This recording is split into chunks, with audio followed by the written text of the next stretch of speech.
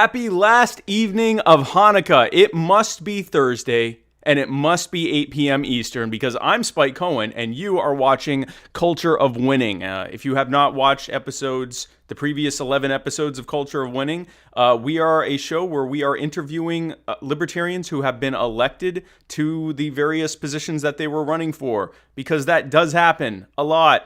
It happens every single election cycle, dozens, sometimes even hundreds of times. And I bring them on to talk about how they got elected, why they were running for office in the first place, what the challenges are that they've had in running, and what they're going to do now that they are in that position. And we're going to work on putting together a blueprint for how libertarians can get elected all across this great land, because it does happen, and it can happen again, and it will happen again. And with that in mind, my guest tonight is a good friend of mine. I'm looking forward to having her on any second now, as soon as I stop talking. She is the recently elected city councilwoman for the Clarksville, Tennessee City Council. I know you're going to enjoy having her on every bit as much as I do. Ladies and gentlemen, please join me in welcoming my 12th guest, my next guest tonight, Ms. Trisha Butler. Trisha, thank you so much for coming on. Hi, thank you for having me. I'm super excited to have you on. Thank you so much. And so you're already busy, right? You just told me that you've had all these interviews. It turns out when you win, you got to do a bunch of stuff, right? Oh, it's always something. Today, for instance, we had a special called session that I sat in on because, of course, they're trying to push some legislation through before our new city council comes in. So it's always something. Right. Well, that's good. Hey, listen. When they're doing that kind of stuff, it is proof that we are winning, that you are winning, that we are getting in positions where they're starting to panic a little. They aren't laughing at us anymore. So that's really pretty cool. Yeah, no, it's really cool. So Trisha, you've never been a guest on any of my shows, not just this one, and you are a libertarian. And so whenever I have a libertarian on any of my shows for the first time, I ask you this question: what is it that brought you to libertarianism and to the Libertarian Party? Was it kind of a aha moment, or sort of a gradual evolution over time? We all have our story. Tell us the Trisha Butler story. Natural progression for the most part. The best way that I ever heard anyone explain it was I was already libertarian. Ron Paul just told me what it was called.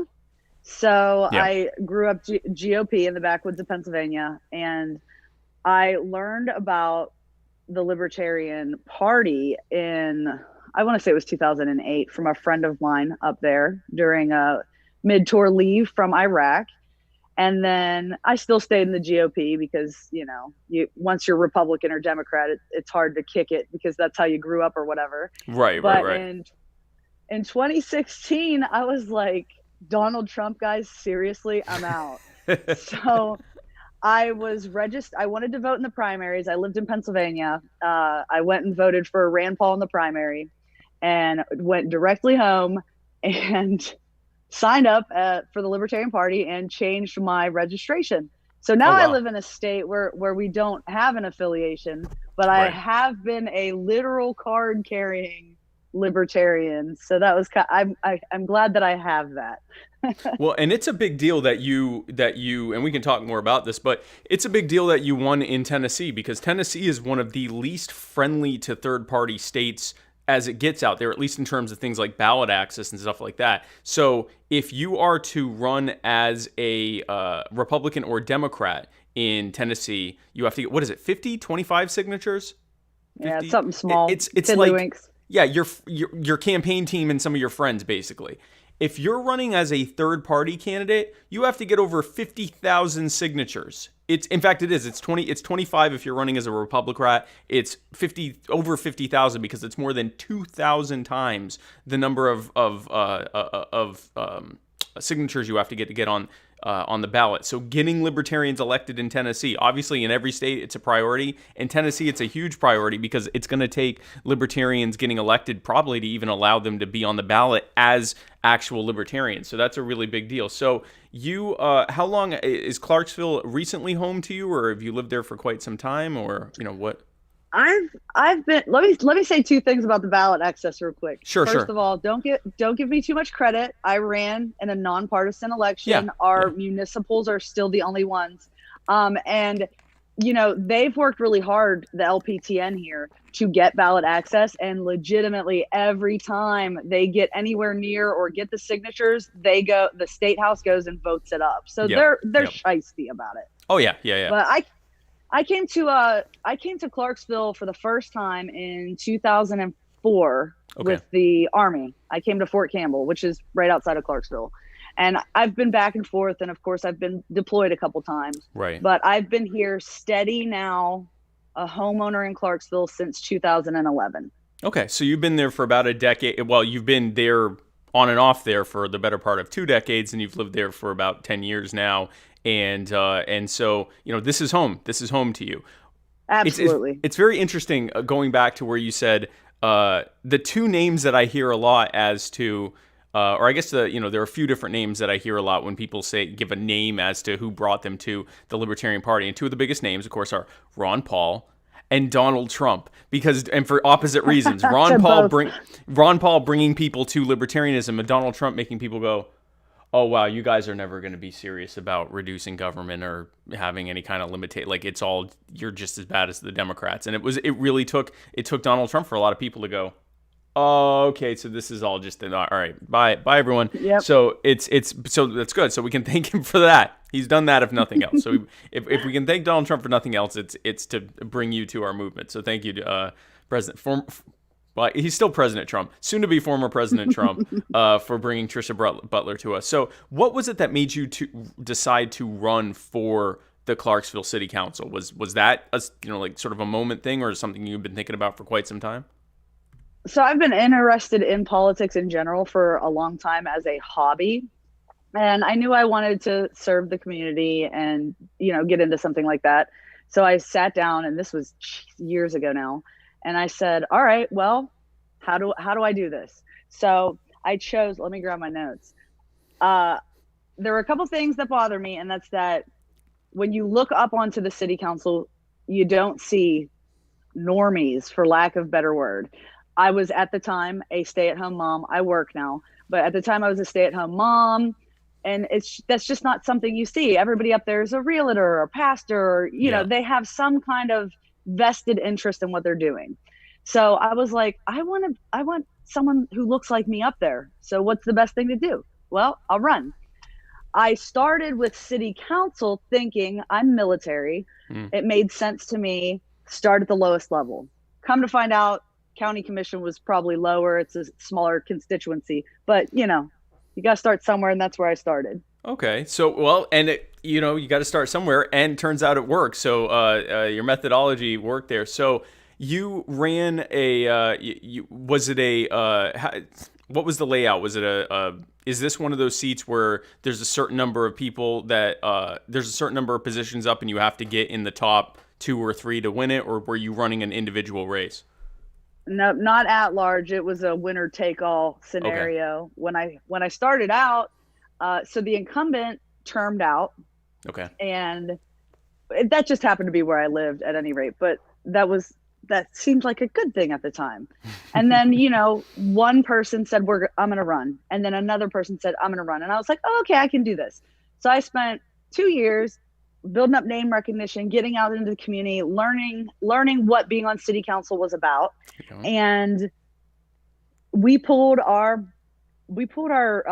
petitions in, I'm still mad about it, in August. So like 2 months before, that's when you're pulling your petition, right? Okay. And I'm like, people need more than 2 months to figure out who these candidates are. Yeah, really. Anyway, so I think that one of the parties had realized, oh crap, she might actually win this, because I'll tell you what, after we pulled the petitions, they flooded the ballot, and they flooded the ballot with all conservative male Republicans. And I was just like, okay.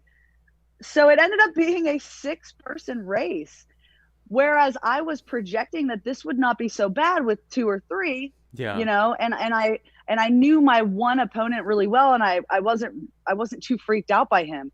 But once our qualification date hit and there were 6 candidates, I was just, I'm done. I was very like just defeated. Right. And I'll tell you, it makes it so much sweeter now because it's crazy that my team pulled this off. That's wild. And it was probably like you said, they're probably looking, they're going, she's gonna win this thing, or she's got a shot of winning this thing. But now, I think that in a race where it is winner take all, wouldn't flooding it with all those people actually like dilute their vote into all these different people? They split their vote. I was the only candidate that was super between the two parties. I wasn't polarized in one way or the other. Right. And then there was one Democrat, and then the other four guys. Yeah. It blew my mind that yes, they did split their vote, and it worked out beneficially in my opinion. They were so worried about you that they went and screwed themselves. Hey, listen, whatever it takes, right? I mean, I'm guessing maybe that wasn't how it went, but I have background. That's what I think happened. Who knows? It worked out in the end. I don't doubt it, and it certainly sounds like it would happen. Now, you had I was very impressed with your race. We endorsed you pretty early on, and your branding was good. You had professional, all the stuff from a branding and online marketing standpoint looked 100% solid, completely on. I'm not as intimately aware of the actual, like the groundwork for your campaign, which is part of why I have you on to talk about that kind of stuff. Because other than what I saw online, I don't really know much, unfortunately. I was a little busy this year, so I didn't get a chance to. I forgive look. You. Yeah, I had a couple things that I was going, a couple irons in the fire I've been working on until about a month ago. So what were the most challenging parts of running for your office? So for me, and I don't know that this applies to everybody, and I know it does to some extent, but for me, the personal attacks were the most difficult. And, I think that our area is, when I talk to other people who've run, or I talk to consultants and stuff, they're like, in a city council race. Yeah. They were attacking my character, just everything. So for me, that was the hardest. I would say that for anybody else who's running, the things to look out for is scrutiny and character assassination happens everywhere. I just don't think it happens quite like this. Yeah. But time. We need to understand that this consumes a huge portion of your life. You know that. I know that. But when people are like, yeah, I'm going to run, I need them to understand. You have to have especially in local municipal races, the most important part of your race. My branding, cool. And by the way, I got that beg, borrow, and stealing. So I thank everybody else for that. My branding was cool, and social media presence is awesome. But these people want to see you. They want to see you out. It's all about the candidate at this level. Mm-hmm. So time, and of course, right along with time comes burnout.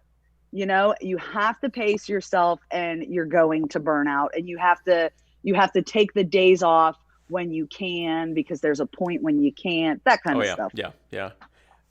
So I want to go back to that character assassination thing in a second, but one thing that I want to touch on, and you mentioned it even before I asked you about the challenges of running.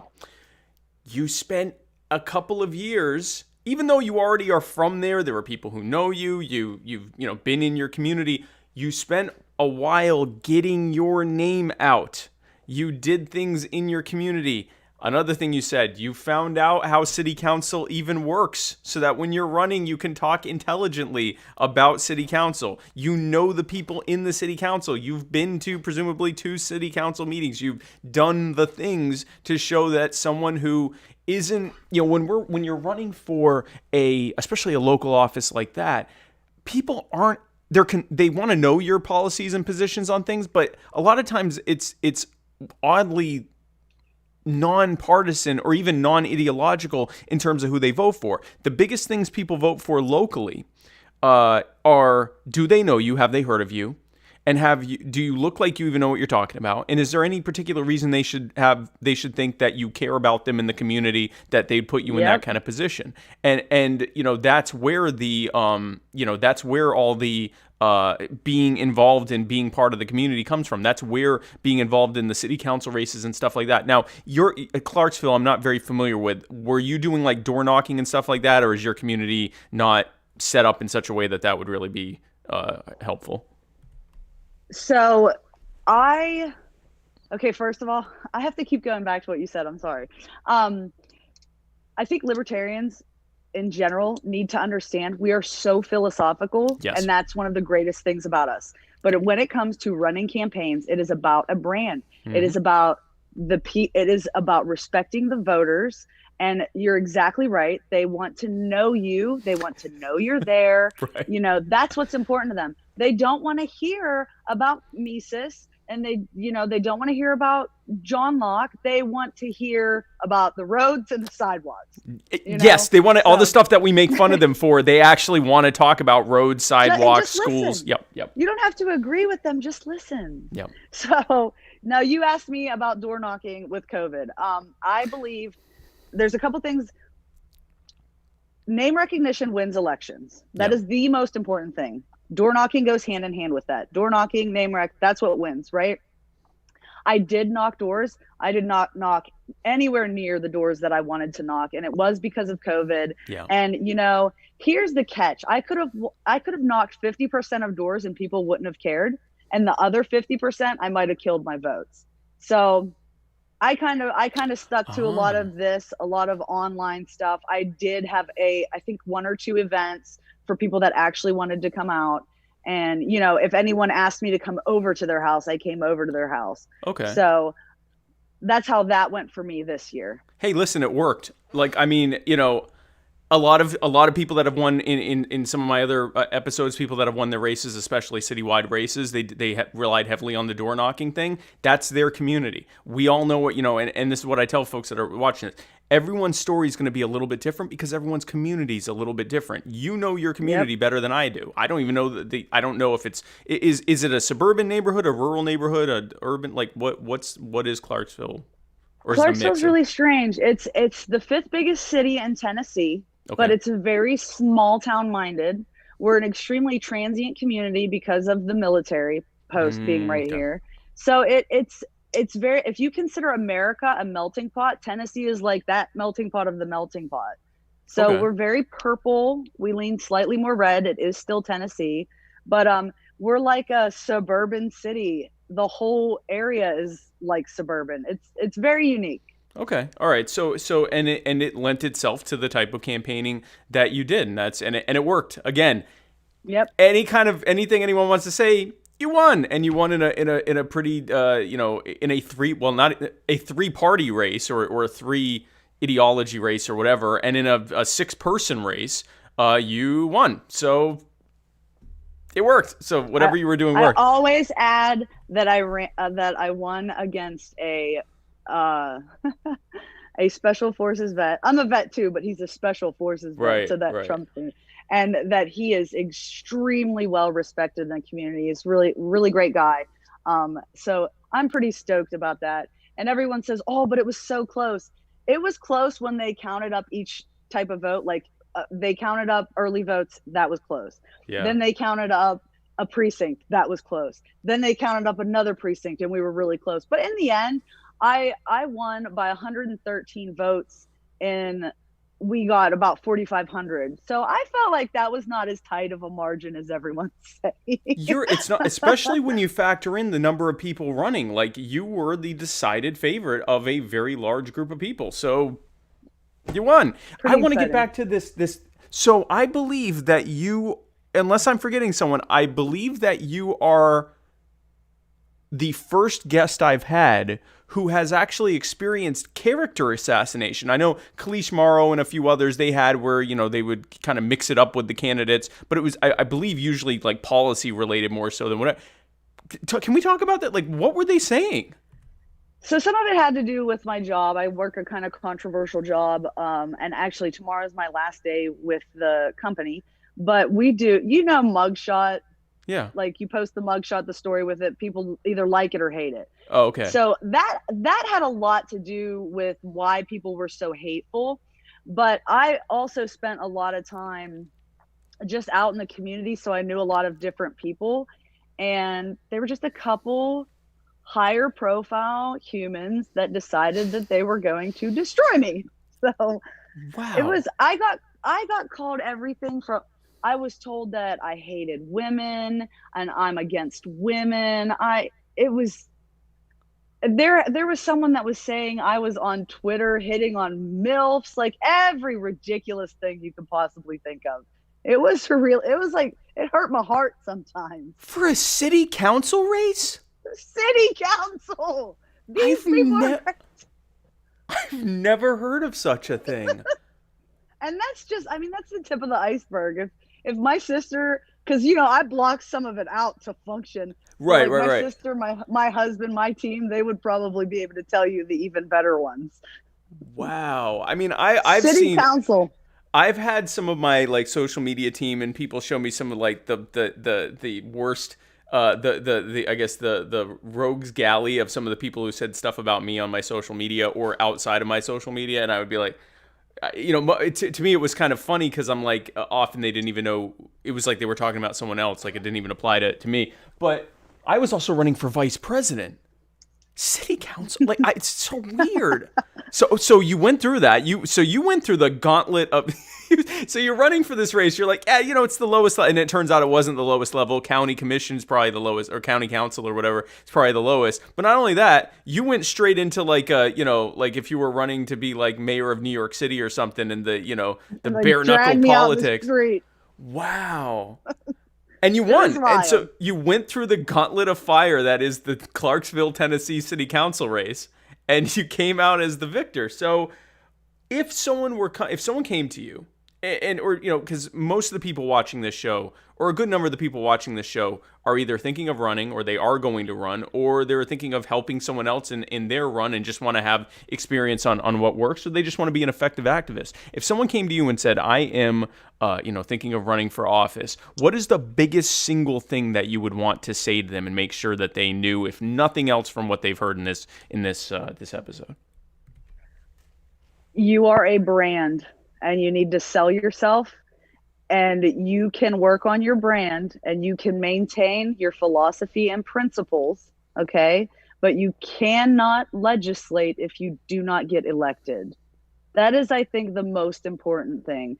This out here, this is not why we're running, all right? They told me, when I say they, people who were giving me advice told me to grow my hair out, because I live in Tennessee. This, long hair mom, that's what people around here want to see. You have to be able to understand that superficial stuff does not change what's in here. Okay. So I always say, brush your teeth and put on a blazer. All right. Presentation is important, and it just is, so that's probably what I consider the biggest advice I would give anyone. It did not occur to me until this moment that I should be telling people who are thinking of running for office that they should brush their teeth. But as you said it, I realized that I should have been saying that early. Everyone, please brush your teeth. Even if you're not running for office. Brush your teeth and put on a blazer. It won't kill you. Just in general, okay? Right before I started, and case in point, right before I started this show, I brushed my teeth and I put on a blazer. So like literally, that's it. And I'm still Spike Cohen. Look, it says right here, I'm still Spike Cohen. It says up here, I'm Spike Cohen too. But I also, my teeth are shiny, and I've got a blazer on, and it's actually, it fights tooth decay. It's actually good for you too. And I really did not think in this moment. Also shower too. That's another one. Well, that's the thing. The teeth and the blazer, brush your teeth is like hygiene, that kind of stuff. Yeah. The blazer is your external image. It's two important basic things. No, you're right. There are a lot of people that are thinking of running for office who don't brush their teeth, but it's true. Like, I'm not trying to be rude, but like, no, like it should. I can't tell. Please brush your teeth. if you can't commit to brushing your teeth, probably should not run for office. You probably can't commit to 50 hours a week in a campaign. Yeah, it also speaks to commitment, because brushing your teeth really shouldn't take more than a few minutes. And if it does, then you have a bigger problem. So this is and you touch on this. Your brand is what matters. Like, you have to build, especially in these local races, it is so crucial. You are not running as an ideological belief. You are running as whatever your name is. If I run for city council, I'm Spike Cohen. You're Trisha Butler, running for, being someone who represents the people of your immediate city. And all of that comes with that is, trustworthiness and demonstration of knowledge, demonstration of caring about the community, demonstration about, engagement with the community, demonstration of knowing how the city council works and all of those types of things. It all feeds into it. Being approachable, being relatable, being someone who, they feel like they can come to with their issues. All of that stuff lends itself to your ability to reach people. And you just dictated my entire campaign plan right there. Right. And it is what you just said. Like, it is what it is. And there's a level of professionalism to it, but there's also a level of just relatability. Like, you can do the brushing teeth and blazer thing, and that's important as well. But also, if you come off as aloof and uninterested in the people around you, that's not good. She mentioned it. As libertarians, we tend to be very cerebral. We tend to be very ideology driven. We tend to, if we were thinking of running for city council, the person we'd vote for would be the person that would come out and say the things we believe philosophically. We are not like most people. Yep. Most people are like, I want someone in city council who cares about this community and is going to take care of that pothole over there and is going to take care of, the issue down at the mall or whatever. Like, it's stuff that's, everyday stuff that we go, but that's not as important as making sure that we respect each other's natural self-ownership. Like, most people aren't like that. And we make fun of them a lot for being that way because they put so much importance on government. The only way that's ever going to change is if we relate to them where they are, get in positions of office. Like she said, you're never going to legislate if you're not a legislator. So unless you're in the city council, you can't affect the city. Unless you're in the county council or state house or whatever it is you're running for, mayor's office, whatever, you're not going to be able to actually do things until you're there. So do what needs to be done to make people feel like they can trust you with their vote, and then you can get into office and actually demonstrate how libertarian governance works. Now, with that in mind, you are now in the city council. So, City Councilwoman Trisha Butler, what are some of your priorities now that you're actually have been elected and are in the Clarksville, Tennessee City Council? I've said from the beginning, when people started asking me about policy, I am less interested in legislating and more interested in getting rid of legislation that's already One of the big things that I'm focused on right now, this is going to blow your socks off. Are you ready? Yes.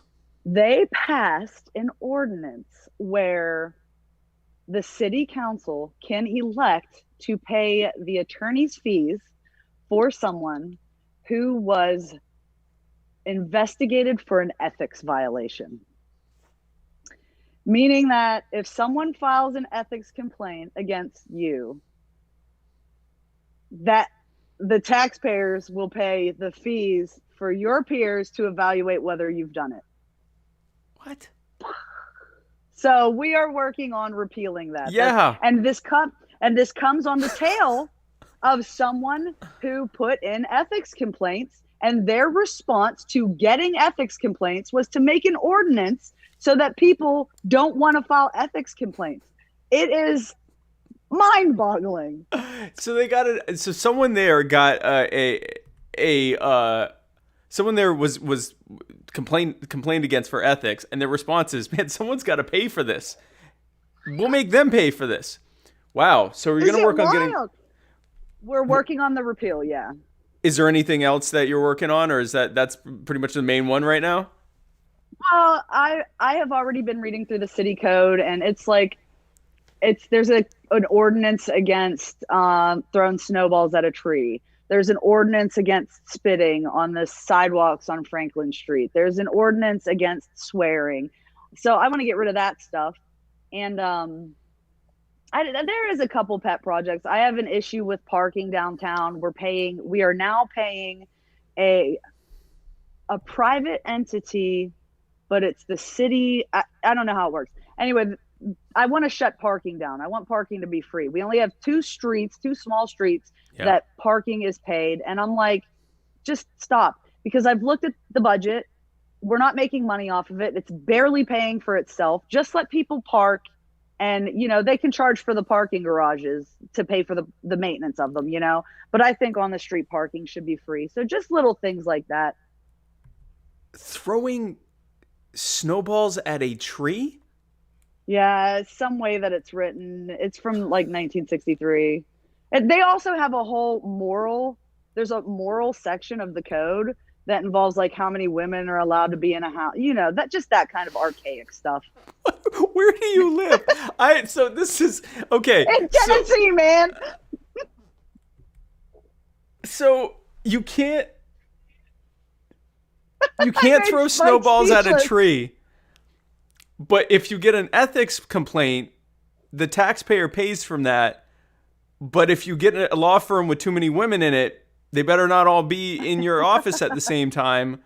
And if you try to run to change this, they will destroy your name. And Isn't politics fun, Spike? when we're done with Culture of Winning, I'm going to do a new show called Spike Cohen's This Is Clarksville. And I'm going to move briefly to Clarksville, and we're going to expose all this stuff. Holy crap. Well, it sounds like you have quite a bit of work in front of you. Why did I do this? I don't know. At a tree. So you hate trees. So the next thing is going to be Trisha Butler hates trees. And it'll be like, it'll show a tree getting hit with snowballs real slowly in slow motion. And it'll be playing, what is that song that they play in the Humane Society thing? The Arms of an Angel. And it's like, oh Lord, and it'll hit it, and then it'll show like you like laughing maniacally at the tree. It'll like show, they'll deep fake you throwing a snowball at a tree. Oh, we have a whole entire committee for trees. It's called the tree board. You need to stop, Spike. Yes, we got a beer board, a tree board, an adult establishment board. Yeah, it's awesome here. A doll establishment board? Yeah, strip club. Well, we don't have strip clubs here. That's not legal. Oh, it's a doll establishment. The porn stores. They call them doll establishments? Adult. Oh, adult. I thought you said doll I'm like, what a weird. Okay. Adult. Adult establishment store board. Yeah. Well, hey, thanks for coming on the show. I don't even know where to go with that. So you've got a lot of work to do, and I guess you got to get at it sooner than later. Because holy crap. Yeah, no, I'm strongly considering doing an expose on your city. Holy hell. Well, Trisha, thank you so much for coming on. I seriously, congratulations on your win. I knew it was hard. I was told it was hard fought. I didn't know how hard fought, but I think that it's amazing. You're a rock star, and I'm glad that we're friends, and I look forward to helping you get rid of the infringement on our natural right to throw snow at trees. Snowballs at trees. Snowballs at trees on the way to the adult store. Before I let you go, what is? I want to give you a chance to say anything. People are cracking up in the comments that I knew Spike's mind's being blown about Clarksville. I think it looks like we might do Free State Project in Clarksville as a case study of like how quickly we can turn around. Anyway, so before I let you go, I want to give you a chance to say whatever you want to say, anything that you felt like we didn't get a chance to talk about, plugging anything that's coming up, a final message to the many viewers that are watching this, anything you want to say as long as you want. Trisha Butler, the floor is yours. I got 3 things to say. Okay. First of all, I am a mother of 4 children. I worked 50 hours plus a week at a job. I went to school full time, 12 credit hours. Okay. And I ran this campaign. I got straight A's, Dean's List at university, and I won my election. So whenever you think that you can't do it, you're wrong. You can do it. And the most important thing is to have a support system. For me, it was my family and a team of people behind you that are going to help you. That is the advice that I have, other than brush your teeth and put on a blazer. I want to shout out two entities, and this is kind of humorous because they're kind of on opposite ends of the spectrum. Okay. The first one is the Mises Caucus. One of the big things that helped me with COVID was mailers. My mailers actually did astoundingly well for me, and they helped me get out a secondary mailer with a sizable $1,500 maximum. That's the max I could take.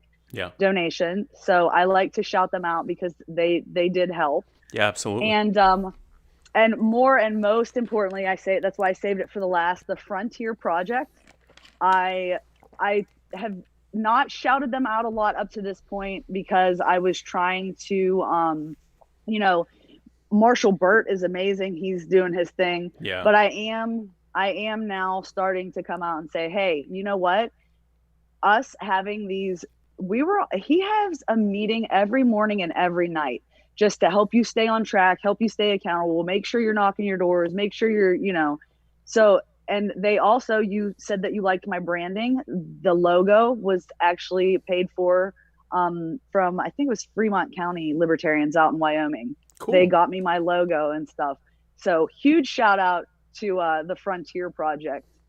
That's awesome. And I think that's it. Thank you so much for having me. Oh, thank you for coming on. And I will say, in your explaining all the stuff you did this year, as motivational as that was supposed to be, it really made me feel like I've done nothing with my life. So there's stop. that. It's like, I'm a parent of 4, and I just made magna cum laude, and they got elected to the thing, and now we're going to be passing some serious snowball legislation. Like, it was, it was a lot going on, and I thought I had a busy year. Clearly not. But you were the first millennial to run on a presidential ticket. I am. What's up? What's up? And I'm the only. I'm trying to, I've got all my records. I'm the first Jewish millennial to run for something. There was something there. I'm the only first millennial to get over 1 million votes for anything. For any national office. I'm the only one of 6 libertarians to ever get over 1 million votes. I like to have my records. I'm the first woman to serve in Ward 12. Well, congratulations. You're the first. That's what it was. Ward 12 was like, we can't have women here. And so they decided they were going to destroy you. It is fashion. We're going to have to talk more about it. That is absolutely fascinating what they put you through. So folks, thank you again. Well, Trisha, thank you again for coming on. It means a lot to me. Congratulations. I can't wait to see what you do there in Clarksville, because it sounds like it really needs a lot there. So thank you for all of that. And folks, thank you for tuning into this episode of Culture of Winning on the last night of Hanukkah. I do this every time. I forget to put up who my next guest is. Join me. Oh, that's because next week we don't have any episodes, because next week is the week of Christmas. And but join me the following week on Monday the 28th for a very Collins Christmas. I will be interviewing Jake Collins and his Freddie Mercury paper towel roll. I didn't make that up. About how he won for his race. So before you laugh at him, he won an election. So we're going to talk about how he did that, but have a great Christmas holiday season, and we will see you here right after that. Thank you guys again for tuning in and for making Culture of Winning everything that it is cracking up to be, and we look forward to seeing you again. I'm Spike Cohen, and you are the power. God bless, guys.